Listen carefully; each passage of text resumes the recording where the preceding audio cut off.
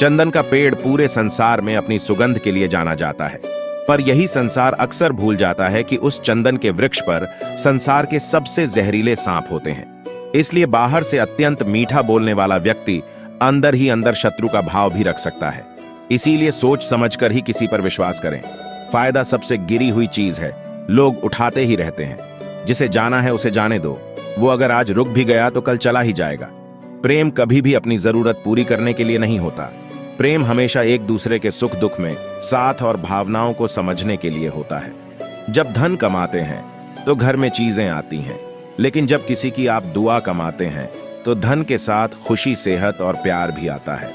जो चीज हमारे हाथ में नहीं है उस विषय में चिंता करके कोई फायदा नहीं। लाइफ में ये दो चीजें कभी टूटने मत देना, एक भरोसा और दूसरा वादा, क्योंकि इनके टूटने पर आवाज तो नहीं होती मगर दर्द बहुत होता है।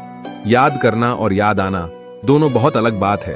याद हम उन्हें करते हैं जो हमारे अपने हैं, और याद हम उन्हें आते हैं जो हमें अपना समझते हैं। ये बात सच है कि जब किसी की जिंदगी में नए लोग आ जाते हैं तो वह पुराने लोगों की अहमियत को भूल जाते हैं। याद रखना, कभी भूल कर भी अपने दिल की बातें किसी को मत कहना, क्योंकि यहां तमाशा बनने में जरा सा भी वक्त नहीं लगता।